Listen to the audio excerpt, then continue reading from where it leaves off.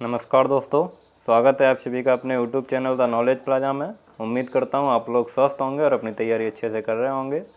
तो जैसा कि आप लोगों को पता है, जो आपका सुपर 20 बैच चल रहा है उसका आज 6वां दिन है। इसमें आपके 100 क्वेश्चन आएंगे। 50 क्वेश्चन आपके एग्रोनॉमी के रहेंगे और 50 क्वेश्चन आपके हॉर्टिकल्चर के रहेंगे। हॉर्टिकल्चर में कुछ क्वेश्चन जो हैं वो वेजिटेबल साइंस के होंगे और कुछ क्वेश्चन जो हैं वो फ्रूट साइंस के होंगे। तो जो लोग चैनल पे पहली बार आए हुए हैं वो चैनल को सब्सक्राइब करेंगे और बेल आइकन प्रेस करेंगे ताकि आने वाले वीडियो की नोटिफिकेशन आपके पास समय से पहुंच सकें। चलिए, तो टाइम बिना वेस्ट किए हुए वीडियो को शुरू करते हैं। फर्स्ट क्वेश्चन देखते हैं। आज का फर्स्ट क्वेश्चन दिया हुआ है, गेहूं सा खरपतवार का नियंत्रण किया जाता है। जो गेहूं सा खरपतवार होता है उसका नियंत्रण किससे किया जाता है? पेंडिमेथिलिन, 2,4-D, ब्यूटाक्लोर या बेसालिन। तो जो गेहूं सा खरपतवार होता है उसका नियंत्रण इस ऑप्शन के हिसाब से तो पेंडिमेथिलिन सही होगा। यहाँ पे इस ऑप्शन के हिसाब से तो पेंडिमेथिलिन सही होगा, लेकिन इसको अभी जो फ़िलहाल में इसका जो यूज किया जा रहा है वो है सल्फोसल्फ्यूरान। अभी सल्फोसल्फ्यूरान का यूज किया जा रहा है इसके नियंत्रण के लिए। गेहूं सा का और क्या क्या नाम होता है? सल्फोसल्फ्यूरान। नोट कर लेंगे आप लोग। कितनी मात्रा यूज करते हैं? 20 से 30 ग्राम पर हेक्टेयर। 20 से 30 ग्राम पर हेक्टेयर सल्फोसल्फ्यूरान की। और गेहूं सा को और क्या बोलते हैं? तो गेहूं सा को गेहूं का मामा, गुल्ली डंडा और नकलची खरपतवारी बोलते हैं गेहूं सा को। और इसके नियंत्रण के लिए अभी फ़िलहाल में सल्फोसल्फ्यूरान का यूज किया जा रहा है। इससे पहले आइसोप्रोट्यूरान का भी यूज किया गया था। आइसोप्रोट्यूरान की खोज किसने की थी? आइसोप्रोट्यूरान को आर के मलिक ने बताया था कि आइसोप्रोट्यूरान गेहूं के मामा के प्रति रेसिस्टेंट है। किसने बताया था? आर के मलिक ने। चलिए, तो नेक्स्ट क्वेश्चन देखते हैं। नेक्स्ट क्वेश्चन है आपका, जायगोग्रामा बाइकोलोराटा नियंत्रण के लिए प्रयोग किया जाता है। जायगोग्रामा बाइकोलोराटा किसके नियंत्रण के लिए प्रयोग किया जाता है? Parthenium hysterophorus, लेंटारा camera, saccharum spontaneum या फेलरिस माइनर। तो जायगोग्रामा बाइकोलोराटा गाजर घास के नियंत्रण के लिए किया जाता है। गाजर घास का बॉटनिकल नेम क्या होता है? Parthenium hysterophorus. पार्थेनियम हिस्टेरोफोरस जिसका बॉटनिकल नेम होता है गाजर घास का। गाजर घास, इसको भी आप लोग नोट कर लेंगे। गाजर घास का बॉटनिकल नेम होता है पार्थेनियम हिस्टेरोफोरस। जायगोग्रामा बाइकोलोराटा गाजर घास के नियंत्रण के लिए प्रयोग किया जाता है। चलिए, नेक्स्ट क्वेश्चन देखते हैं। नेक्स्ट क्वेश्चन है आपका, दलहनी फसलों में बीज उपचार किया जाता है। दलहनी फसलों में बीज उपचार किससे किया जाता है? एजिटोबैक्टर से, राइजोबियम से, एजोस्पाइरिलियम से या फास्फोटेका से। तो ये तो सब लोगों को पता होगा, दलहनी फसलों में बीज उपचार राइजोबियम से किया जाता है। चलिए, नेक्स्ट क्वेश्चन देखते हैं।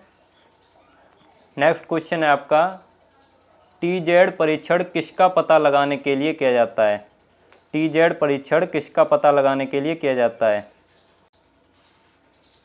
बीज की सुसुप्तावस्था, बीज का अंकुरण, बीज में मिश्रण या बीज की जीवन शक्ति। तो किसके लिए किया जाता है? ये टीजेड जो परीक्षण होता है वो बीज की जीवन शक्ति पता करने के लिए किया जाता है। टीजेड परीक्षण का पूरा नाम होता है टेट्राजोलियम टेस्ट। आप लोग नोट कर लेंगे। टीजेड परीक्षण का पूरा नाम होता है टेट्राजोलियम टेस्ट। इसके बारे में और क्या क्या पूछा जा सकता है? तो इस टेट्राजोलियम टेस्ट को बायोलॉजिकल टेस्ट भी बोलते हैं। टेट्राजोलियम टेस्ट को बायोलॉजिकल टेस्ट भी बोलते हैं। बायोलॉजिकल टेस्ट भी बोलते हैं। इसका रासायनिक नाम क्या होता है? तो इसका रासायनिक नाम आप लोग नोट करेंगे, 2,3,5 triphenyl tetrazolium chloride. Triphenyl tetrazolium chloride note कर लेंगे आप लोग। क्लोराइड। और क्या क्या पूछा जा सकता है इसके बारे में? तो टीजेड टेस्ट की खोज किसने की थी? तो ये की थी, टीजेड टेस्ट की खोज की थी लेकान ने। किसने की थी? लेकान ने 1914 में। टीजेड टेस्ट की खोज लेकान ने 1914 में की थी। यह द्रव अवस्था में होता है। चलिए नेक्स्ट क्वेश्चन देखते हैं। नेक्स्ट क्वेश्चन है आप लोगों का, सूरजमुखी में तेल का कसैलापन का कारण है। सूरजमुखी में तेल का कसैलापन का क्या कारण है? अपचयन, ऑक्सीकरण, स्टीकरण या नाइट्रोजन स्थिरीकरण? तो सूरजमुखी में तेल का कसैलापन का कारण होता है ऑक्सीकरण, ऑक्सीडेशन। चलिए नेक्स्ट क्वेश्चन देखते हैं। मटर की पाउडरी प्रतिरोधक जाति है। मटर की पाउडरी प्रतिरोधक जाति है टाइप 164, रचना, आज़ाद, टाइप 163। तो कौन सी है? रचना। बी ऑप्शन सही हो जाएगा इसका। चलिए नेक्स्ट क्वेश्चन देखते हैं। सोयाबीन के दानों में तेल की मात्रा पाई जाती है। सोयाबीन के दानों में तेल की मात्रा पाई जाती है 40%, 15%, 20% या 35%। तो सोयाबीन के दाने में तेल की कितनी मात्रा होती है? 20%। और प्रोटीन होती है आपकी 40%। 40% प्रोटीन होती है। चलिए नेक्स्ट क्वेश्चन देखते हैं। प्रकाश संवेदनशील फसल है धान, गेहूं, चना या अरहर? इनमें से प्रकाश संवेदनशील फसल कौन सी है? चना। नेक्स्ट क्वेश्चन देखते हैं। 1 हेक्टेयर आलू उगाने के लिए आलू के सत्य बीज की आवश्यकता होती है, ट्रू सीड की आवश्यकता कितनी होती है? 100 से 120 ग्राम, 200 से 400 ग्राम, 100 से 200 ग्राम, 200 से 400 ग्राम, 400 से 600 ग्राम या 600 से 800 ग्राम? तो कितनी होती है? 100 से 200 ग्राम। नेक्स्ट क्वेश्चन देखते हैं। विभिन्न फसलों के पौधों को एक साथ ही खेत में उगाने को कहते हैं। विभिन्न ऊंचाइयों के पौधों को एक साथ ही खेत में उगाने को कहते हैं। जैसे कि आपने उसी में मक्का बो दी, उसी में तोरई बो दी, उसी में मूंगफली बो दी। ऐसे ये विभिन्न ऊंचाइयों के पौधे हो गए। तो इसको क्या कहते हैं? तो इसको कहते हैं मिश्रित फसलोत्पादन, अविराम फसलोत्पादन, बहु फसलोत्पादन या बहुस्तरीय फसलोत्पादन? तो इसको क्या कहते हैं? मिश्रित फसलोत्पादन। मिश्रित फसलोत्पादन। नेक्स्ट क्वेश्चन देखते हैं। उपयुक्त भंडारण के लिए गेहूं के दानों में नमी की प्रतिशत मात्रा का पदार्थ होना चाहिए।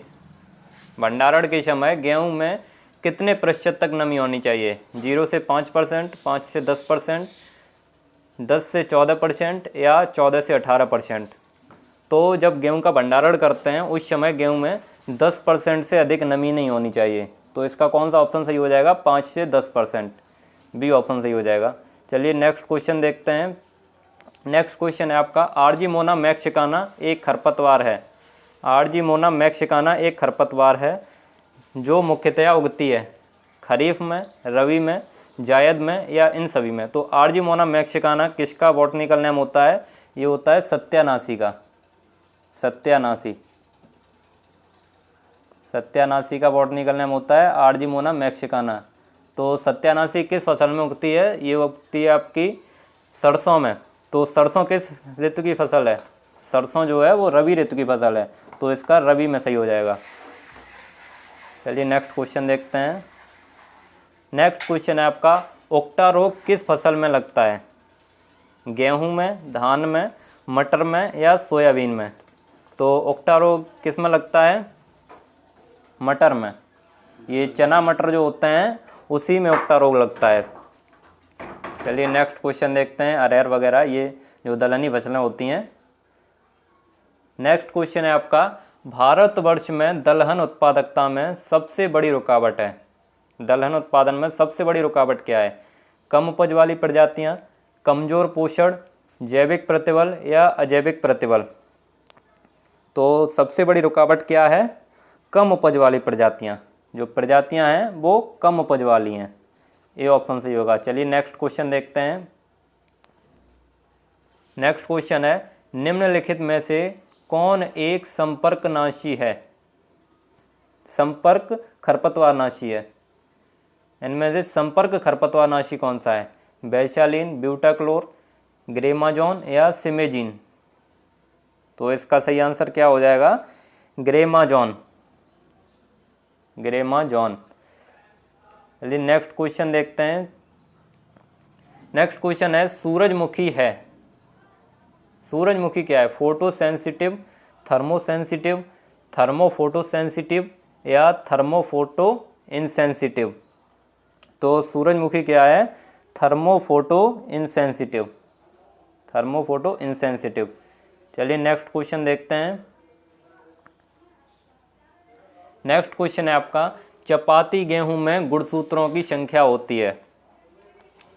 चपाती गेहूं में गुणसूत्रों की संख्या कितनी होती है? 2n बराबर 22, 2n बराबर 32, 2n बराबर 42 या 2n बराबर 62? तो चपाती गेहूं में गुणसूत्रों की संख्या जो है वो होती है आपकी 42। नेक्स्ट क्वेश्चन देखिए, ये आपके एग्जाम की दृष्टि से इम्पोर्टेंट नहीं है, ये आपके एग्जाम में नहीं पूछा जाएगा। चलिए इसको छोड़ते हैं, आगे का क्वेश्चन देखते हैं। टिकाऊ खेती प्राप्त की जाती है। टिकाऊ खेती प्राप्त की जाती है अधिक साधनों से, अधिक अनुदान से, अधिक तकनीकी सहायता से या उत्पादों के अच्छे मूल्य से? टिकाऊ खेती प्राप्त की जाती है, किससे प्राप्त की जाती है टिकाऊ खेती? तो अधिक तकनीकी सहायता से। टिकाऊ खेती जो है वो अधिक तकनीकी सहायता से प्राप्त की जाती है। नेक्स्ट क्वेश्चन देखिए। नेक्स्ट क्वेश्चन है आपका, बीड़ शब्द का प्रयोग सर्वप्रथम किसने किया था? बीड़ या खरपतवार शब्द का प्रयोग सर्वप्रथम किसने किया था? डोनाल्ड ने, जेंथ्रो टूल ने, पीटर डे क्रेसेंजी ने या इनमें से कोई नहीं? तो बीड़ शब्द का सर्वप्रथम प्रयोग जो है वो किया था जेंथ्रो टूल ने।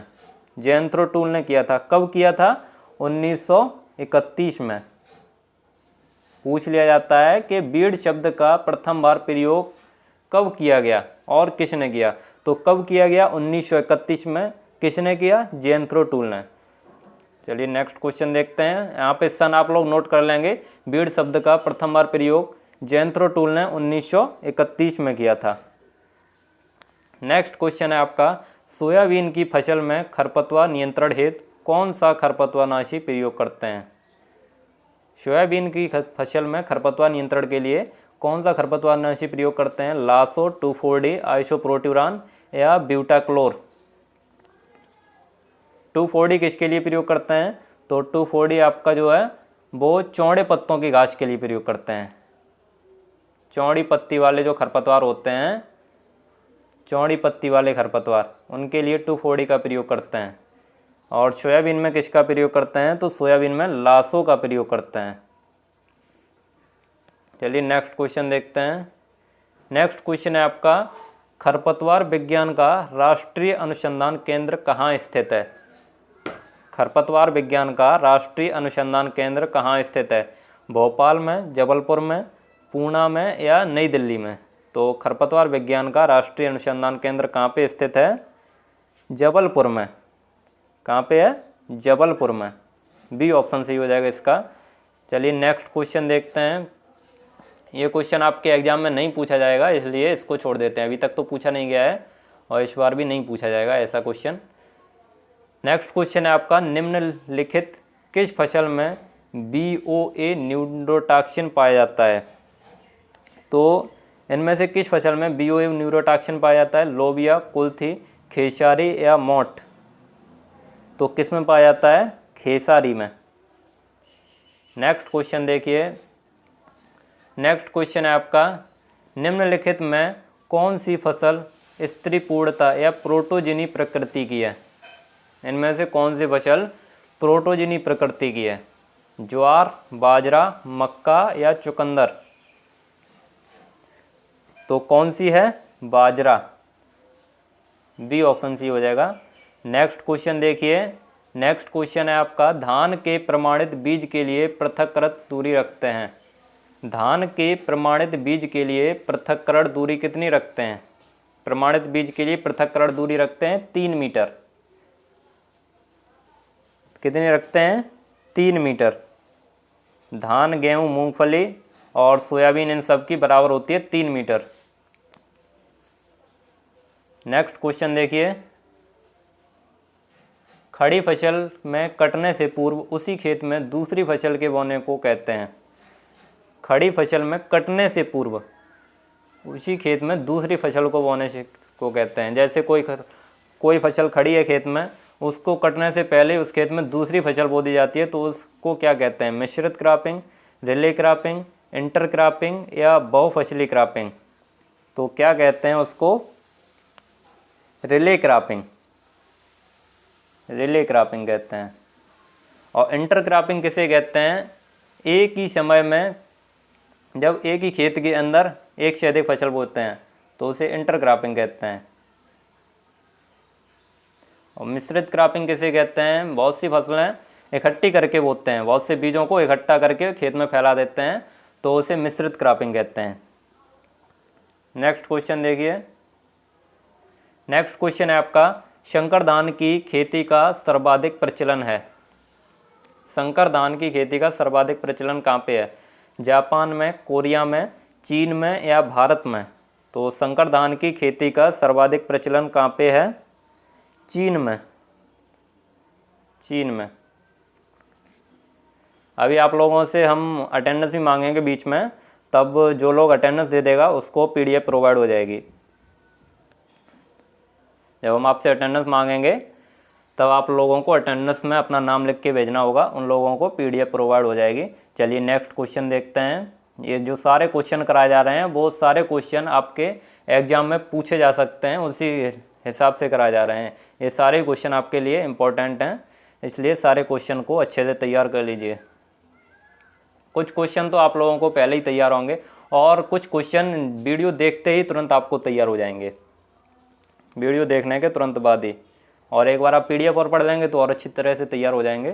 तो अगला क्वेश्चन है आपका, तिल की फाइलोडी बीमारी होती है। तिल की फिल्लोडी बीमारी किसके कारण होती है? जीवाणु के कारण, विषाणु के कारण, पोषक तत्व की कमी के द्वारा या माइकोप्लाज्मा के द्वारा? तो ये किसके द्वारा होती है? माइकोप्लाज्मा के द्वारा। डी ऑप्शन सही हो जाएगा इसका। चलिए नेक्स्ट क्वेश्चन देखते हैं। नेक्स्ट क्वेश्चन है आपका, international crop research institute for semi arid tropics स्थित है। International crop research institute for semi arid tropics कहाँ पे स्थित है? जोधपुर में, भरतपुर में, हैदराबाद में या कोलंबो में? तो ये कहाँ पर स्थित है? हैदराबाद में। हैदराबाद में। सी ऑप्शन सी हो जाएगा इसका। नेक्स्ट क्वेश्चन देखिए, गेहूं की सिंचाई हेतु कौन सी विधि उपयुक्त है? गेहूं में सिंचाई के लिए कौन सी विधि उपयुक्त रहती है? जल प्लावन विधि, क्यारी विधि, थाला विधि या रिंग विधि? तो कौन सी विधि उपयुक्त होती है? क्यारी विधि। गेहूं की फसल में सिंचाई के लिए क्यारी विधि उपयुक्त रहती है। और जो फलों वाले पौधे होते हैं उनमें कौन सी होती है? थाला विधि। चलिए नेक्स्ट क्वेश्चन देखते हैं। NPV जैविक नियंत्रण का प्रयोग करते हैं। नैविक लग गया है, जैविक नियंत्रण होगा। NPV जैविक नियंत्रण का प्रयोग करते हैं गंदे कीट से या तेला हेतु, चने का फली छेदक कीट हेतु, धान का तना छेदक कीट हेतु? तो किसके लिए प्रयोग करते हैं? चने का फली छेदक कीट के लिए। चने का फली छेदक कीट के लिए। सी ऑप्शन सी हो जाएगा। चलिए नेक्स्ट क्वेश्चन देखते हैं। मक्का, आलू, राई, मूंग की फसल चक्र सघनता है 200%, 300%, 400%, 500%। तो फसल चक्र सघनता का फॉर्मूला क्या होता है? फसल चक्र सघनता का फॉर्मूला होता है, फसल चक्र सघनता बराबर होता है कुल फसलों की संख्या,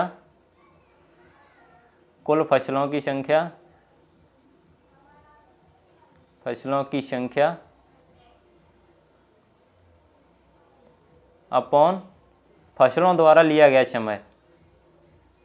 फसलों द्वारा लिया गया कुल समय। आप लोग नोट कर लेंगे, फसलों द्वारा लिया गया कुल समय इंटू 100। आप लोग नोट कर लेंगे, कुल फसलों की संख्या अपॉन फसलों द्वारा लिया गया कुल समय इंटू 100। ये फॉर्मूला आप लोग लगाएंगे तो इसका आंसर आ जाएगा। इसका आंसर आप सभी लोग हमको कमेंट करके बताएंगे कि इसका आंसर कौन सा सही होगा। मैंने आपको फॉर्मूला बता दिया है, फॉर्मूले से आप लोग इसका आंसर निकालिए।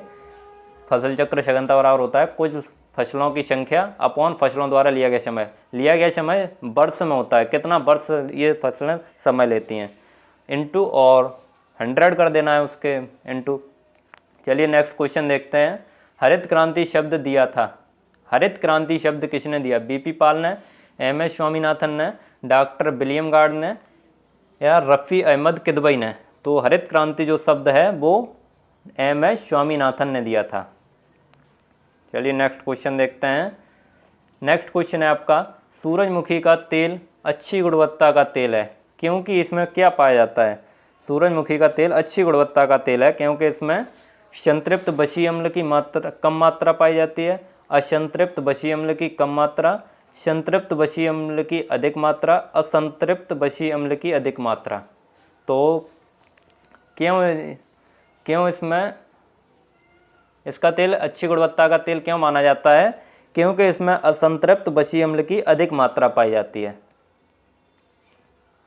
असंतृप्त बशी अम्ल की अधिक मात्रा पाई जाती है। डी ऑप्शन सी हो जाएगा। नेक्स्ट क्वेश्चन देखिए, नेक्स्ट क्वेश्चन क्या दिया हुआ है? मक्का के पौधों की ऊपरी पत्तियों के मध्य शिराओं पर अनियमित विकृति धब्बे कौन से पोषक तत्व की कमी दर्शाते हैं? कौन से पोषक तत्व की कमी दर्शाते हैं? कॉपर, मॉलिब्डेनम, मैग्नीज या बोरान? तो कौन सा होता है? मैग्नीज। मैग्नीज की कमी के लक्षण दर्शाते हैं। नेक्स्ट क्वेश्चन देखिए। नेक्स्ट क्वेश्चन है, सिमेजिन खरपतवार नाशक किस ग्रुप की है? एलिफेटिक, आर्सेनिक, ट्राइजिन्स या पायरिडेजिन्स? सिमेजिन खरपतवार नाशक किस ग्रुप की है? तो ये है ट्राइजिन्स ग्रुप की, ट्राइजिन्स ग्रुप की। कल की वीडियो में आपके एक आध क्वेश्चन गलत हो गए थे, लेकिन आज आपका एक भी क्वेश्चन गलत नहीं होगा। आज से अब आपका एक भी क्वेश्चन गलत नहीं होगा। अगला क्वेश्चन है आपका, निम्न में से कौन सा चयनित शाकनाशी है? निम्न में से कौन सा चयनित शाकनाशी है? एट्राजीन, पैराक्वाट, डाइक्वाट या ग्लाइफोसेट? तो कौन सा है? एट्राजीन। ए ऑप्शन सही होगा इसका, एट्राजीन। नेक्स्ट क्वेश्चन देखिए, कपास की सुजाता प्रजाति निम्नलिखित में से किससे संबंधित है? कपास की सुजाता प्रजाति निम्नलिखित में से किससे संबंधित है? Gossypium hirsutum, Gossypium बार्बडेंस, Gossypium arboreum या गॉसिपियम हर्बेशियम? तो किससे संबंधित है? गॉसिपियम बार्बडेंस। गॉसिपियम बार्बडेंस स्पीसीज की ये प्रजाति है सुजाता। नेक्स्ट क्वेश्चन देखिए। नेक्स्ट क्वेश्चन है, लेग हीमोग्लोबिन एक लाल रंग का पादप वर्णक है, यह किस में पाया जाता है? लेग हीमोग्लोबिन एक लाल रंग का पादप वर्णक है, यह पाया जाता है लाल मिर्च में, पके टमाटर में, गाजर की जड़ में या दलहनी पौधों की जड़ों की गांठों में? तो ये लेग हीमोग्लोबिन किस में पाया जाता है? दलहनी पौधों की जड़ों की गांठों में। डी ऑप्शन सी हो जाएगा। नेक्स्ट क्वेश्चन देखिए, किस फसल को चारे का राजा कहा जाता है? तो चारे का राजा किसे कहते हैं? चारे का राजा जो है बरसीम को कहते हैं, बरसीम को चारे का राजा कहते हैं। और चारों की रानी किसे कहते हैं? तो रानी आप लोग नोट कर लेंगे, रानी कहते हैं लूसर्न, लूसर्न या alpha alpha, alpha alpha. Lucerne को चारों की रानी कहते हैं और बरसीम को चारों का राजा कहते हैं। चलिए नेक्स्ट क्वेश्चन देखते हैं। बरसीम का ओरिजिन प्लेस कहाँ पे है? तो ये है आपका इजिप्ट में। नेक्स्ट क्वेश्चन है आपका, केंद्रीय कपास अनुसंधान संस्थान स्थित है? केंद्रीय कपास अनुसंधान संस्थान कहाँ स्थित है? नागपुर में, मुंबई में, कानपुर में या अहमदाबाद में? तो केंद्रीय कपास अनुसंधान संस्थान कहाँ स्थित है? नागपुर में। कहाँ पे है? नागपुर में। चलिए नेक्स्ट क्वेश्चन देखते हैं। अंधी गुड़ाई एक संस्तुत पद्धति है, तो ये तो सब लोगों को पता होगा। अंधी गुड़ाई किस में की जाती है? ये की जाती है गन्ने में। नेक्स्ट क्वेश्चन देखिए, गेहूं में करनाल वंट होता है। गेहूं में करनाल वंट किसके द्वारा होता है? जीवाणु द्वारा, फफूंदी द्वारा, जस्ता की कमी से या विषाणु से? तो गेहूं में करनाल वंट किसके कारण होता है? गेहूं में करनाल वंट फफूंदी द्वारा होता है। बी ऑप्शन सही हो जाएगा इसका।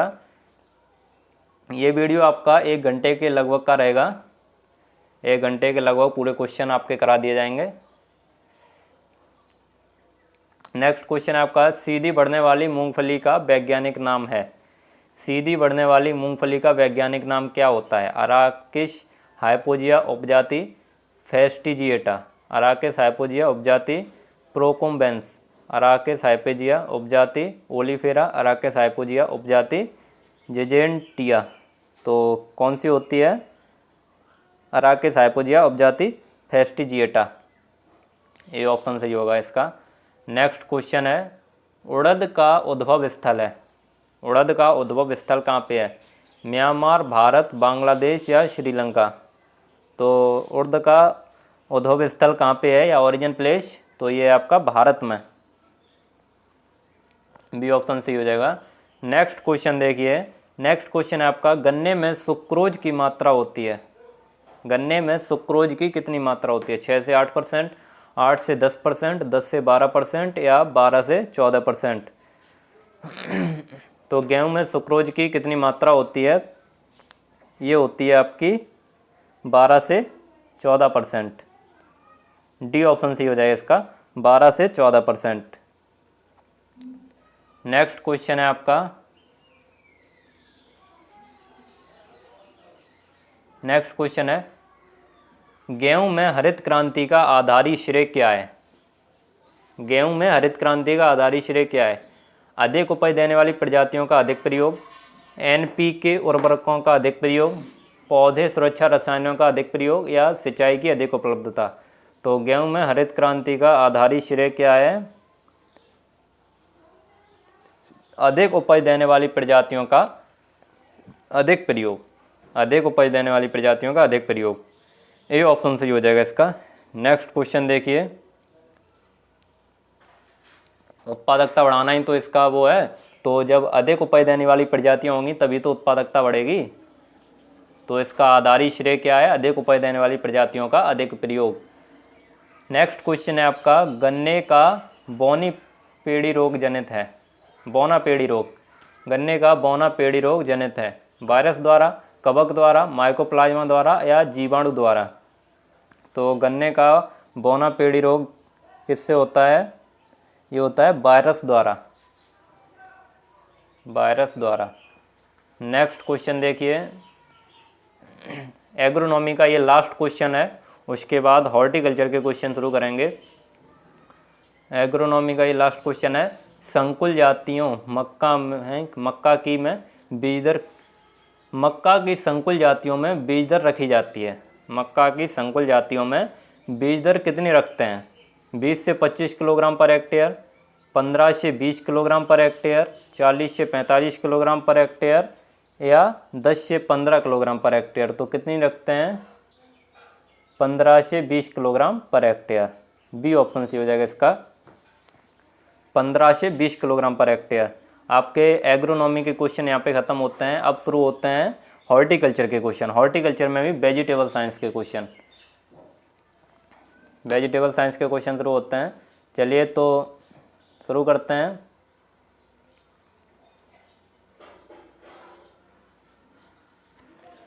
आपका इसका फर्स्ट क्वेश्चन दिया हुआ है, भिंडी में प्रफुलन क्रिया समयावधि है। प्रफुलन क्रिया की समयावधि है एंथेसिस 5 से 7 AM, 8 से 10 AM, 3 से 5 AM या 11 से 12 PM?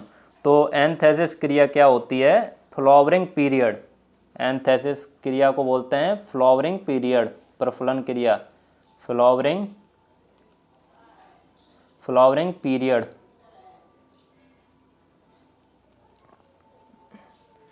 तो भिंडी में फ्लावरिंग पीरियड कितना होता है? 8 से 10 AM। सुबह 8 से 10 AM, बी ऑप्शन सी हो जाएगा। नेक्स्ट क्वेश्चन देखिए, नेक्स्ट क्वेश्चन है आपका, भारतीय उद्यान अनुसंधान संस्थान IIHR कहाँ स्थित है?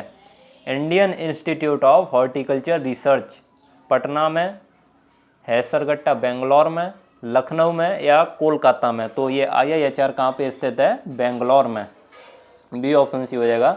नेक्स्ट क्वेश्चन देखिए, नेक्स्ट क्वेश्चन दिया हुआ है, बैंगन की किस्म है, बैंगन की किस्म है पूषा केसर, पूषा रूबी, पूषा क्रांति या पड़थनी क्रांति? तो इसमें से बैंगन की किस्म कौन सी है? पूषा क्रांति, पूषा क्रांति बैंगन की किस्म है। नेक्स्ट क्वेश्चन देखिए, अगर आपके और भी कोई दोस्त यूपी कैटेट की तैयारी कर रहे हैं तो उन लोगों को भी बता दीजिए कि यहाँ पे जो द नॉलेज प्लाजा चैनल पे है वहाँ पे प्रैक्टिस कराई जाती है और वहाँ पे गारंटी ली जाती है सिलेक्शन की, तो वो लोग भी यहाँ आ सकते हैं और अपना सिलेक्शन ले सकते हैं, यहाँ से तैयारी करके अपना सिलेक्शन ले सकते हैं। और ये जो हम अभी जो करा रहे हैं ये केवल एग्रीकल्चर वालों के लिए है, जो PCB और PCM वाले होते हैं उनको एग्रीकल्चर नहीं पूछी जाती है, उनके पेपर में PCM और PCB वाले सब्जेक्ट ही पूछे जाते हैं। ये जो हम करा रहे हैं ये केवल एग्रीकल्चर वालों के लिए है, और जो शाम को क्लास होती है उसमें PCM और PCB वाले भी पढ़ सकते हैं। ये केवल एग्रीकल्चर वालों के लिए, एग्रीकल्चर वालों को ये एग्रीकल्चर के सब्जेक्ट पूछे जाते हैं। तो इनमें निम्नलिखित में कौन सा व्यक्तित्व सही है? इसमें सही बताना है, सही कौन सा है। आलू की कुफरी बादशाह पछेती झुलसा के अवरोधी है, पंतबहार बैंगन की सफ़ेद फल वाली किस्म है, अंगूर लता टमाटर की पहली संकर किस्म है, पूछा सावनी प्याज की पर्पल ब्लाच अवरोधी किस्म है। तो इनमें से कौन सा सही है? तो जो आलू की कुफरी बादशाह प्रजाति है वो पछेता झुलसा के अवरोधी है, आलू की कुफरी बादशाह प्रजाति है वो पछेता झुलसा के अवरोधी है। चलिए नेक्स्ट क्वेश्चन देखते हैं, शुगर बेबी किस सब्जी की पकने के बाद तुरंत खाई जाने वाली स्वादिष्ट किस्म है? तरबूज, सीताफल, खरबूजा या खीरा? तो जो शुगर बेबी है वो खीरा की प्रजाति है। शुगर बेबी किसकी प्रजाति है? खीरा, वो खरबूजा की प्रजाति है, सी ऑप्शन सी होगा। शुगर बेबी जो है वो खरबूजा की प्रजाति है। नेक्स्ट क्वेश्चन देखिए, बैंगन का मूल स्थान है, बैंगन का मूल स्थान कहाँ पे है? भारत, अफ्रीका, अमेरिका या यूरोप? बैंगन का मूल स्थान कहाँ पे है? तो ये है भारत में, बैंगन का मूल स्थान भारत में है, ए ऑप्शन सी होगा इसका। चलिए नेक्स्ट क्वेश्चन देखते हैं, आप लोगों से अटेंडेंस के लिए बोलेंगे हम, तब आप लोग अपना अपना अटेंडेंस दे देंगे। आलू का प्रकंद किसका रूपांतरण है? आलू का प्रकंद किसका रूपांतरण है? जड़ का, तना का, पत्ती का या फूल एवं कली का? आलू का प्रकंद किसका रूपांतरण है? तो यह है तना का, सब लोगों को पता होगा। आलू का जो प्रकंद होता है वो तने का रूपांतरण होता है। आप सभी लोग अब अपना अपना अटेंडेंस दे दीजिए, सभी लोग अपना अपना नाम लिख के भेज दीजिए जिससे आप लोगों को PDF प्रोवाइड हो सके। कुछ लोग नाम नहीं लिखते हैं तो सभी लोग अपना अपना नाम लिख के भेजेंगे, और एक ही बार भेजेंगे, बार बार नहीं लिखेंगे। उम्मीद करता हूँ सब लोगों ने अपना अटेंडेंस दे दिया होगा। चलिए तो नेक्स्ट क्वेश्चन देखिए, फूल गोभी में ब्राउनिंग व्याधि को रोकने हेतु प्रयोग किया जाता है। ब्राउनिंग को रोकने के लिए किसका प्रयोग किया जाता है? अमोनियम मॉलिब्डेनम, बोरिक अम्ल, जिंक सल्फेट या कॉपर सल्फेट? तो ब्राउनिंग को रोकने के लिए किसका प्रयोग किया जाता है? बोरिक अम्ल का, बोरिक अम्ल का। तो फूल गोभी में ब्राउनिंग किसकी कमी से होता है? ब्राउनिंग होता है बोरान की कमी से, ब्राउनिंग जो डिजीज होता है वो बोरान की कमी से होता है। नेक्स्ट क्वेश्चन देखिए, फल एवं कोपल छेदक हानिकारक कीट है। Fruit suit borer, fruit and suit borer किसका हानिकारक कीट है? बैंगन का, टमाटर का, भिंडी का या कोलोकेशिया का? तो फ्रूट एंड सूट बोरर बैंगन का हानिकारक कीट है, ये ऑप्शन सी होगा। नेक्स्ट क्वेश्चन देखिए, निम्नलिखित में कौन सी एक बीजपत्री सब्जी है? निम्नलिखित में से कौन सी एक बीजपत्री सब्जी है? गाजर, मेथी, परवल या अरवी? तो इनमें से एक बीजपत्री सब्जी कौन सी है? अरवी। नेक्स्ट क्वेश्चन देखिए, निम्न में कौन सी कीट ट्रैप फसल है? कीट ट्रैप फसल वो होती हैं जो कीटों को अपनी तरफ आकर्षित कर लेती हैं। उनको क्यों बोया जाता है? उनको अपनी जो मेन फसल होती है उसको बचाने के लिए उस फसल के किनारे किनारे बो दिया जाता है। तो जो कीट होते हैं वो सारे उसी फसल पे आ जाते हैं, जो मेन क्रॉप होती है वो बच जाती है। तो इनमें से कीट ट्रैप फसल कौन सी है? भिंडी, आलू, प्याज या पेड़ी? तो कीट ट्रैप फसल कौन सी है इसमें? भिंडी। भिंडी जो है वो कीटों को अपनी तरफ आकर्षित कर लेती है। नेक्स्ट क्वेश्चन देखिए, निम्नलिखित में से कौन सी मटर की अगेती किस्म नहीं है? मटर की अगेती किस्म नहीं है।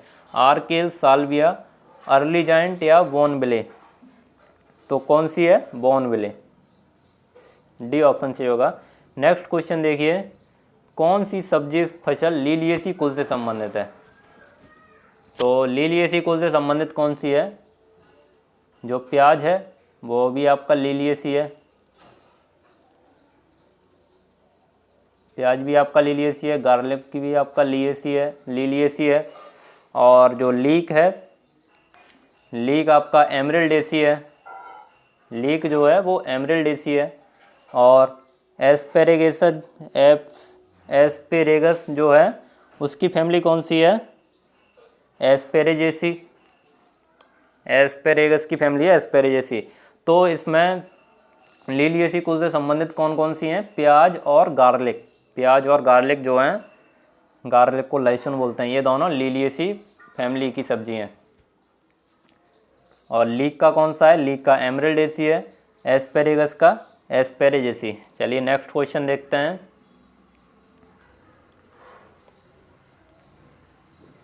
नेक्स्ट क्वेश्चन है आपका, मिर्च फसल में फल झड़न को रोकने के लिए किस रसायन का प्रयोग करते हैं? मिर्च में फल झड़न को रोकने के लिए किस रसायन का प्रयोग करते हैं? NAA 10 ppm। NAA क्या होता है? नेप्थिलीन acetic acid. NAA 20 ppm, NAA 40 ppm या NAA 50 ppm? तो कितना प्रयोग करते हैं नेप्थिलीन एसिटिक एसिड का? 50 ppm, NAA 50 ppm। Next question देखिए, नेक्स्ट क्वेश्चन है, कुकुरबिटेजी फसलों के लिए दिन का उपयुक्त तापक्रम कितना होना चाहिए? कुकुरबिटेजी फसलों के लिए दिन का उपयुक्त तापक्रम कितना होना चाहिए? 25 से 35 डिग्री सेल्सियस, 30 से 35 डिग्री, 20 से 25 डिग्री या 40 से 50 डिग्री? तो कितना होना चाहिए? 30 से 35 डिग्री सेल्सियस। बी ऑप्शन सही हो जाएगा। नेक्स्ट क्वेश्चन देखिए, अर्का गौरव किस सब्जी की उपयुक्त किस्म है? टमाटर, बैंगन, कैप्सिकस, केरसिकस या प्याज? तो अर्का गौरव किसकी किस्म है? टमाटर की। ये ऑप्शन सही होगा। नेक्स्ट क्वेश्चन देखिए, टमाटर की फसल लेने के लिए प्रति हेक्टेयर बीज दर की आवश्यकता होती है। टमाटर की सीड रेट पूछी है इसमें, 400 से 500 ग्राम, 1200 से 1500 ग्राम, 800 से 1000 ग्राम या 100 से 200 ग्राम? तो टमाटर की सीड रेट कितनी होती है? 400 से 500 ग्राम। 400 से 500 ग्राम। नेक्स्ट क्वेश्चन देखिए, नेक्स्ट क्वेश्चन है आपका, मिर्च में परपरागित साधन पॉलिनेटिंग एजेंट होता है। मिर्च में पॉलिनेटिंग एजेंट कौन सा होता है? घरेलू मक्खी, मधुमक्खी, वायु या पानी? तो मिर्च में पॉलिनेटिंग एजेंट होता है घरेलू मक्खी। नेक्स्ट क्वेश्चन देखिए, मिर्च की फसल के लिए मृदा का उपयुक्त pH होना चाहिए। मिर्च की फसल के लिए मृदा का उपयुक्त pH कितना होना चाहिए? 4.5 से 5.5%, 5.8 से 6.5%, 6 से 7 या 6.5 से 7.5? तो मिर्च की फसल के लिए मृदा का उपयुक्त pH होना चाहिए 6 से 7। यहाँ पे मैंने परसेंट बोल दिया था, परसेंट नहीं होता है। जो pH की वैल्यू होती है वो 0 से 14 तक होती है। तो इसका pH कितना होना चाहिए? 6 से 7। नेक्स्ट क्वेश्चन देखिए, निम्नलिखित में से कौन सी सब्जी जलवायवी घटक हेतु उपयुक्त समझी जाती है? इनमें से कौन सी सब्जी जलवायवी घटक हेतु उपयुक्त समझी जाती है? मटर, भिंडी, तरबूज या टमाटर? तो कौन सी उपयुक्त समझी जाती है? टमाटर। डी ऑप्शन सही होगा। नेक्स्ट क्वेश्चन देखिए, फूल गोभी की स्व ब्लांचिंग सेल्फ ब्लांचिंग किस्म कौन सी है? पंत सुनहरी, सिनोवाल 16, हिसार 1 या पूषा केतकी? सेल्फ ब्लांचिंग क्या होता है? सेल्फ ब्लांचिंग वो होता है जैसे कि आपने देखा होगा जो फूल गोभी होती है उसके ऊपर पत्ते स्वयं उसको ढक लेते हैं। जो पत्ते होते हैं वो स्वयं ही स्वतः ही उसके ऊपर चले जाते हैं और उसको ढक लेते हैं, तो उसी को बोलते हैं सेल्फ ब्लांचिंग। और जो सेल्फ ब्लांचिंग किस्म नहीं होती हैं उनको अपने हाथ से ढकना होता है, उन पत्तों से अपने हाथ से ढकना होता है। और जो सेल्फ ब्लांचिंग फसलें होती हैं वो खुद से ही उसके ऊपर पत्ते पहुंच जाते हैं। तो इसमें से कौन सी है? सिनोवाल 16, पूषा सिनोवाल 16 फूल गोभी की सेल्फ ब्लांचिंग वाली किस्म है सिनोवाल 16। नेक्स्ट क्वेश्चन देखिए, किस सब्जी में हेट्रोस्टाइल प्रोसेस घटित होती है? हेट्रोस्टाइल प्रोसेस किस में घटित होती है? प्याज में, बैंगन में, टमाटर में या लहसुन में? तो किस में होती है? ये होती है बैंगन में।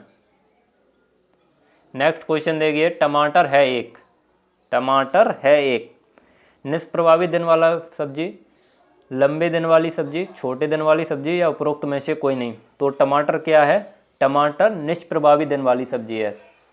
टमाटर जो है वो निष्प्रभावी दिन वाली सब्जी है। निष्प्रभावी का मतलब निष्प्रभावी दिन डे न्यूट्रल।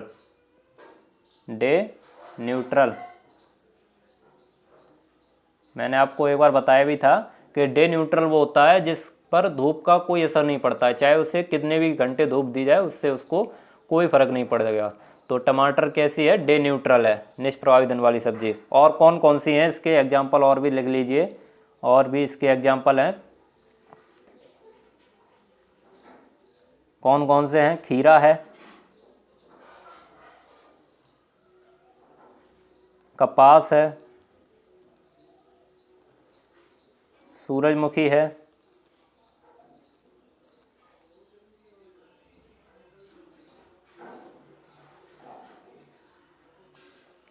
और भी एग्जाम्पल हैं, ये आप लोग याद कर लीजिए। खीरा, कपास और सूरजमुखी ये भी डे न्यूट्रल के एग्जाम्पल हैं। नेक्स्ट क्वेश्चन देखिए, नेक्स्ट क्वेश्चन है, ऐसी कौन सी सब्जी है जिसमें अधिकतम ऊर्जा की प्राप्ति होती है? कौन सी सब्जी में अधिकतम ऊर्जा की प्राप्ति होती है? गाजर, मूली, मीठे आलू या आलू? तो सबसे अधिक ऊर्जा किससे मिलती है? मीठे आलू से। मीठे आलू से सबसे अधिक ऊर्जा मिलती है, स्वीट पोटैटो। नेक्स्ट क्वेश्चन देखिए, मीठे आलू को स्वीट पोटैटो बोलते हैं, स्वीट पोटैटो से सबसे अधिक ऊर्जा प्राप्त होती है। नेक्स्ट क्वेश्चन है, तरबूज की फसल के लिए आवश्यक बीज दर है? तरबूज की फसल के लिए आवश्यक बीज दर कितनी है? 2 से 3 किलोग्राम पर हेक्टेयर, 4 से 5 किलोग्राम पर हेक्टेयर, 3 से 5 किलोग्राम पर हेक्टेयर या 5 से 6 किलोग्राम पर हेक्टेयर? तो कितनी होती है? 4 से 5 किलोग्राम पर हेक्टेयर।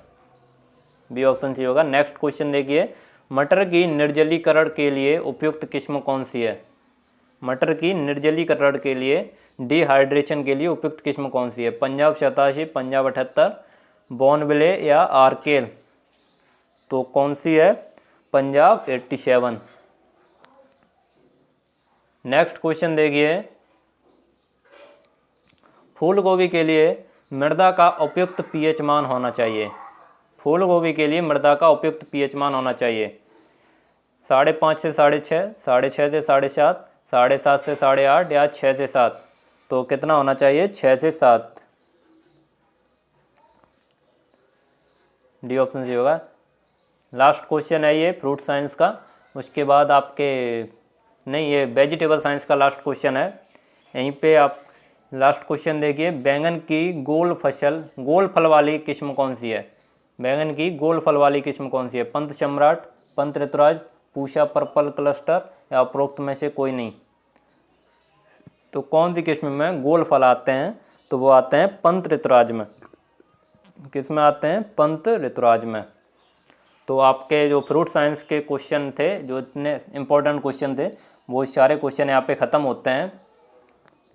इतने ही आपके इम्पोर्टेंट क्वेश्चन थे फ्रूट साइंस के, वो सारे आपके करा दिए गए हैं।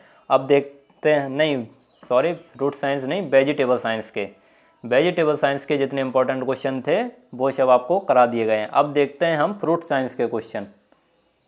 फ्रूट साइंस का आपका फर्स्ट क्वेश्चन है, भारत में विश्व का प्रति हेक्टेयर कितने प्रतिशत फल उत्पादन होता है? भारत में विश्व का प्रति हेक्टेयर कितने % फल उत्पादन होता है? तो ये होता है 90.2 मिलियन मैट्रिक टन। कितना होता है? 90.2 मिलियन। ये आप लोग नोट कर लेंगे, इसमें ऑप्शन नहीं दिया हुआ है। ये विश्व का प्रति हेक्टेयर कितने % फल उत्पादन होता है? 90.2 million metric ton. Metric ton 90.2 million metric ton Bharat में फल का उत्पादन होता है। नेक्स्ट क्वेश्चन देखिए, नेक्स्ट क्वेश्चन है आपका, उत्तरी भारत में बेर के प्रसारण की समयावधि है। उत्तरी भारत में बेर के प्रसारण की समयावधि कितनी है? जून सितंबर, अक्टूबर नवंबर, सितंबर से जनवरी या मार्च अप्रैल? तो कितनी होती है? जून से सितंबर, ये ऑप्शन सी होगा। नेक्स्ट क्वेश्चन देखिए, नेक्स्ट क्वेश्चन है, इसके आपके 20 क्वेश्चन हैं, 20 क्वेश्चन देख लीजिए। एंड्रोडायोसियस एक महत्वपूर्ण लिंग निर्धारण पद्धति है जो किस में पाई जाती है? एंड्रोडायोसियस एक महत्वपूर्ण लिंग निर्धारण पद्धति है, ये किस में पाई जाती है? पपीते में, अंजीर में, रामबुटन में या उपरोक्त में से कोई नहीं? तो ये किस में पाई जाती है? रामबुटन में। नेक्स्ट क्वेश्चन देखिए, फाइलोक्जेरा के रोगरोधी अंगूर का कौन सा मूल ग्रंथ उपयुक्त माना गया है? और पपीते में इसमें कौन सी पाई जाती है? डायोसियस आपके पपीते में पाई जाती है और एंड्रोडायोसियस रामबुटन में पाई जाती है। इसका क्वेश्चन, इसका आंसर क्या सही होगा? फ्रीडम, हार्मोनी, एस्टी जॉर्ज या अनाब ए शाही? तो फाइलोक्जेरा किसके रोगरोधी अंगूर का, फाइलोक्जेरा के रोगरोधी अंगूर का कौन सा मूल ग्रंथ उपयुक्त माना जाता है? तो ये आपका माना जाता है एस्टी जॉर्ज, सी ऑप्शन सी होगा। नेक्स्ट क्वेश्चन देखिए, संसार में अनानास का सर्वाधिक उत्पादन कौन सा देश है? सर्वाधिक उत्पादक कौन सा देश है? मतलब कि अनानास का संसार में सर्वाधिक उत्पादन कहाँ पे होता है? तो ये होता है भारत में। अनानास का सर्वाधिक उत्पादन भारत में होता है। नेक्स्ट क्वेश्चन देखिए, हाकमोत किस फल का हानिकारक कीट है? हाकमोत किस फल का हानिकारक कीट है? पपीते का, लीची का, अंजीर का या ड्यूरियन का? तो हाकमोत किस फसल का हानिकारक कीट है? यह है अंजीर का, सी ऑप्शन सी होगा। नेक्स्ट क्वेश्चन देखिए, रूपा एवं करण किस फल की प्रजातियां हैं? रूपा एवं करण किस फल की प्रजातियां हैं? अखरोट की, बादाम की, आलू बुखारा की या चेरी की? तो रूपा और करण किस फल की प्रजातियां हैं? अखरोट की। किसकी हैं? अखरोट की, ए ऑप्शन सही होगा। नेक्स्ट क्वेश्चन देखिए, एथाइलिन का कौन सा अवशेषी प्रयोग में लाया जाता है? एथाइलिन का कौन सा अवशेषी प्रयोग में लाया जाता है? Potassium sulphate, potassium nitrate, potassium permanganate या उपरोक्त सभी? तो कौन सा प्रयोग में लाया जाता है? Potassium permanganate, potassium permanganate. Next question देखिए, यहाँ पे एथाइलिन दिया हुआ है, एथिलीन का प्रयोग किस में किया जाता है? तो फलों को पकाने में एथिलीन का प्रयोग किया जाता है।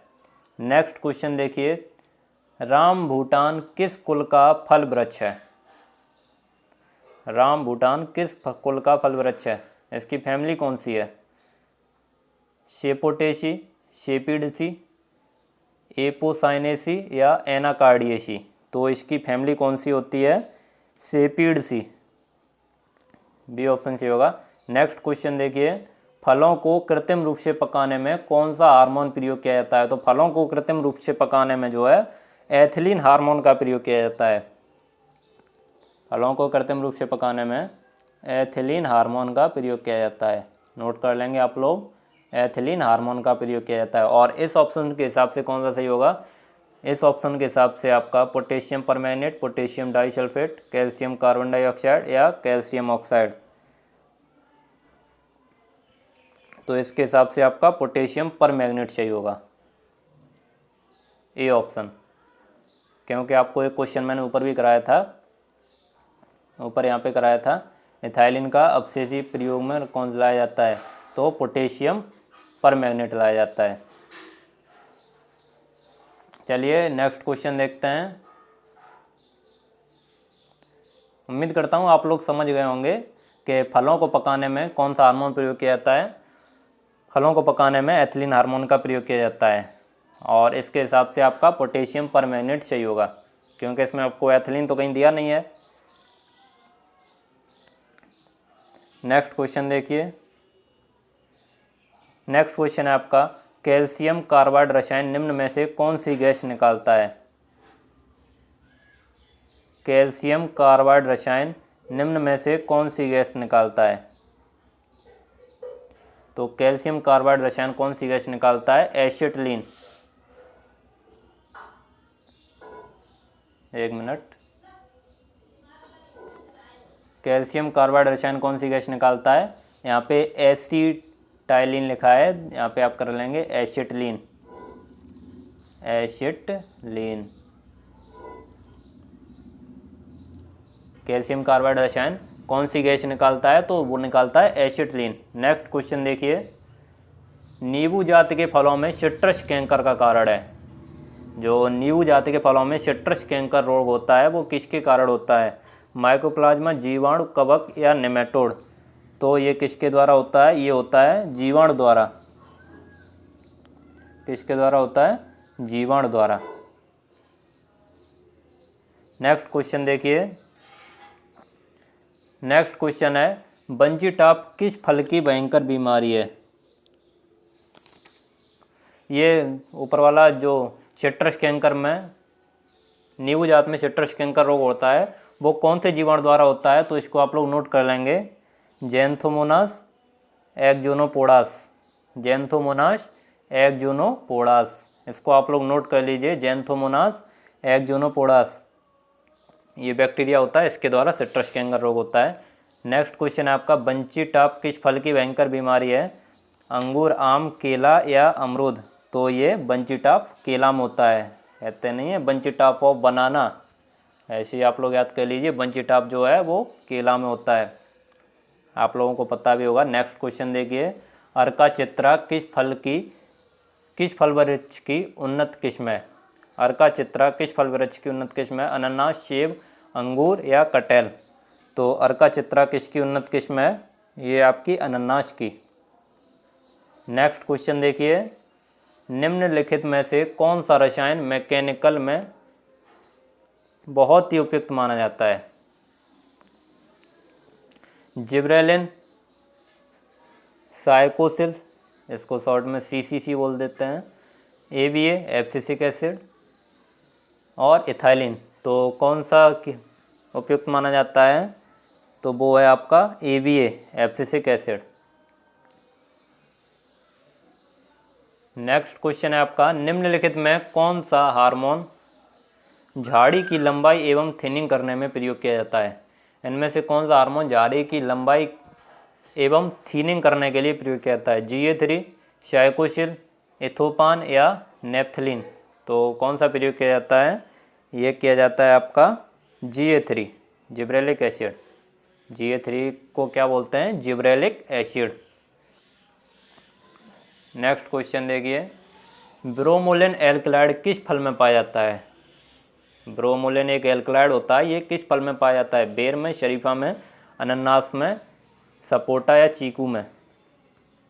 सपोटा को चीकू बोलते हैं। तो ये किस में पाया जाता है, ये पाया जाता है अनानास में। नेक्स्ट क्वेश्चन देखिए। अमरूद के फल वृक्ष में फ्रूट बियरिंग होती है। अमरूद के फल वृक्ष में फ्रूट बियरिंग होती है सुड़िका पर, नवीन ऋतु वृद्धि वाली टहनियों पर, 1 साल पुरानी कोपलों पर या 3 साल पुरानी कोपलों पर। तो जो अमरूद में जो फल आते हैं वो किस पर आते हैं, नवीन ऋतु वृद्धि वाली टहनियों पर, जो नई पत्तियां आती हैं उसी पर अमरूद के फल आते हैं। और 1 साल पुरानी पत्तियों पर पुरानी पत्तियों पर फल किस पे आते हैं, आपसे पूछ लिया जाए कि कौन से वृक्ष में पुरानी पत्तियों पर फल आते हैं, तो वो आपका आता है आम। आम का जो पौधा है, आम के वृक्ष पर जो फल आते हैं वो पुरानी पत्तियों पर आते हैं, 1 साल पुरानी पत्तियों पर। और जो अमरूद में आते हैं वो नई पत्तियों पर आते हैं। नेक्स्ट क्वेश्चन देखिए, आज की वीडियो का सेकंड लास्ट क्वेश्चन है, अमरूद की किस्म लखनऊ 49 का दूसरा नाम क्या है, तो इसका दूसरा नाम होता है सरदार। नेक्स्ट क्वेश्चन देखिए, आज का लास्ट क्वेश्चन है, फ्रूट ड्रॉप को नियंत्रित करने वाला रसायन कौन सा है। फ्रूट ड्रॉप को नियंत्रित करने वाला, फ्रूट ड्रॉप मतलब जो फल जड़न, जो फल गिरता नहीं है, उसको नियंत्रित करने वाला कौन सा रसायन है। जिब्रेलिन एसिड, नेफ्थलीन एस्टिक अम्ल, 2,4 डाइक्लोरोफेनॉक्सिक अम्ल या एब्सिसिक अम्ल, तो कौन सा होता है 2,4 डाइक्लोरोफेनॉक्सिक अम्ल। आपके सारे क्वेश्चन यहाँ पे ख़त्म हो चुके हैं।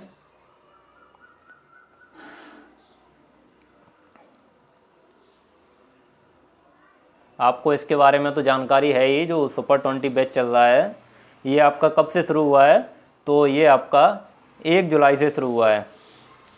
आज इसका 6वां दिन था, क्योंकि संडे को आप लोगों की छुट्टी हो गई थी, इसलिए आगे से अब संडे को भी छुट्टी नहीं रहेगी। आज इसकी 6वीं क्लास थी। जितनी भी क्लास हो चुकी हैं, जो बच्चे नए जुड़े हैं, काफ़ी बच्चे नए जुड़े हैं, तो वो लोग जितनी भी इसकी सुपर 20 बैच की क्लास हो चुके हैं वो सारे क्लास प्ले लिस्ट में जाके देख सकते हैं। प्ले लिस्ट में जाएंगे तो इसमें सुपर 20 बैच नाम से एक प्ले लिस्ट होगी, तो उसमें जाके वो सारे वीडियो देख सकते हैं और उन क्वेश्चन को तैयार कर सकते हैं। और ये जो क्वेश्चन कराए जा रहे हैं इनको आप लोग साथ के साथ तैयार करते चलिए, क्योंकि आप लोगों के पास समय कम बचा हुआ है। आप लोगों को पता है कि आपका पेपर 6-7 अगस्त में होगा, आपका एग्रीकल्चर वालों का 6 अगस्त को होगा, तो आप लोग इन क्वेश्चन को साथ के साथ तैयार करते चलिए। आपका लास्ट तक जुड़ने के लिए बहुत बहुत धन्यवाद। अगर वीडियो अच्छी लग रही हो तो इसे लाइक करिए और दोस्तों के साथ शेयर करिए, जिनसे उन लोगों को भी पता चल सके कि यहाँ पे क्वेश्चन की प्रैक्टिस कराई जा रही है, तो वो भी अपने क्वेश्चन की प्रैक्टिस कर सकें। और जिन लोगों ने चैनल को सब्सक्राइब ना किया हो वो ऐसे ही डेली क्वेश्चन की प्रैक्टिस करने के लिए चैनल को सब्सक्राइब करें और बेल आइकन प्रेस करें, ताकि आने वाले वीडियो की नोटिफिकेशन आपके पास समय से पहुँच सकें। चलिए, तो अब मिलेंगे आपको शाम को टॉपर अमन सर, शाम को 8 बजे साइंस की क्लास होगी आपकी, साइंस का टेस्ट कराया जाएगा। और आप आज आपका जो टाइम था वो थोड़ा लेट हो गया था, लेकिन कल से आपका डेली 8 बजे ही टेस्ट हुआ करेगा। चलिए, तो अब मिलेंगे आपको शाम को टॉपर अमन सर। तब तक के लिए जय हिंद, वंदे मातरम।